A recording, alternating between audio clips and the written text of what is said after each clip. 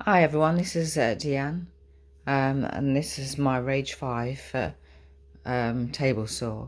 I wanted to add a Mitre Bar to it, and I realised that nothing would fit it after I bought a Mitre Bar, which is only meant to fit a standard size table saw. It'll probably fit the new Evolution table saw, but it doesn't fit this.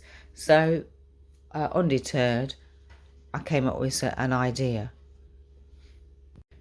My idea is to get this to fit.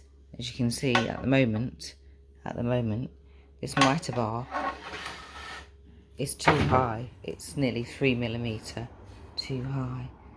So what I did is I bought a sheet of Perspex acrylic glass, call it whatever you like, and I simply measured these panels here, this one, and this one, and this one, and I've cut it, ripped it to fit. As you can see now, I've cut my Perspex. I've just got this one to cut now, and what I'm going to do is I cut this here so it fits, so that I've got I can still use this here. Got to cut it. I've cut all my other ones, as you can see, and they all will fit. I've just got to sand the edges down, and then I'm going to cut this out. I'll use a really sharp blade to cut this out. I'll put to what I will do once I've cut this to size. I will put some double-sided tape on here, and I'll cut round this out simply, carefully, and and then drill a hole there so I can use it. And I'm going to use waterproof silicone, which is meant for sinks. It's the clear one to stick it onto there.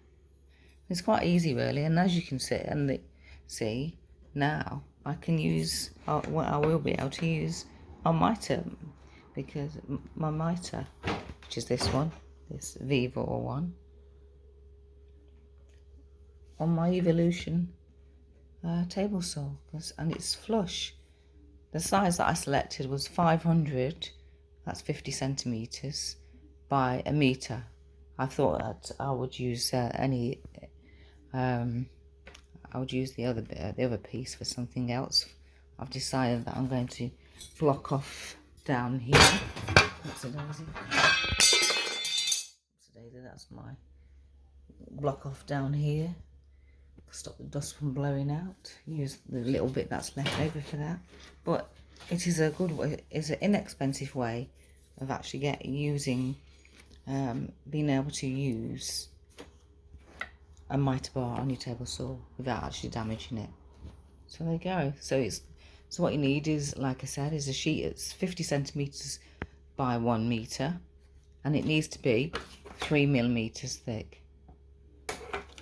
That's it basically.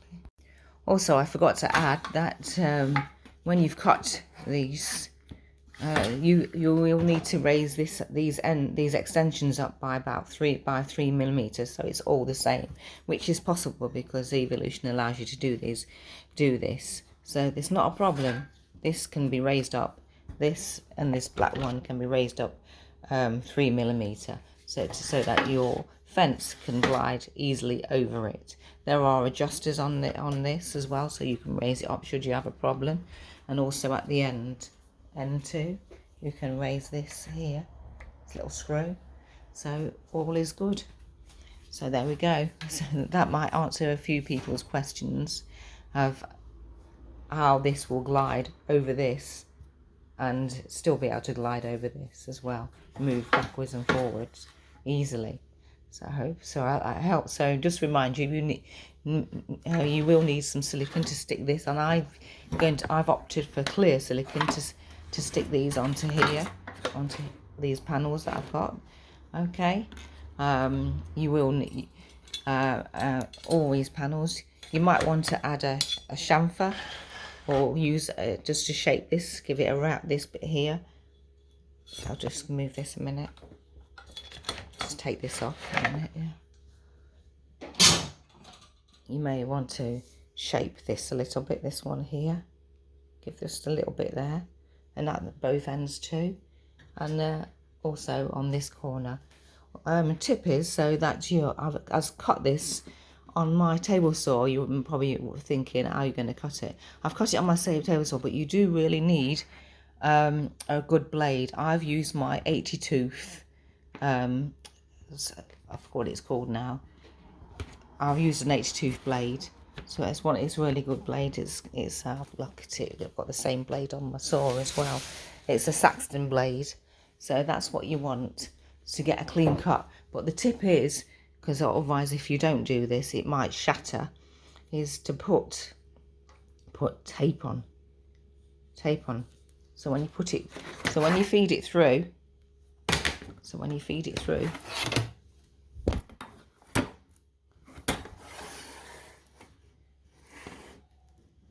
the blade doesn't wobble, because it causes it to wobble on its own without tape. So you put it through and the tape stops it from breaking the Perspex. So that's it. Okay, all the best to you.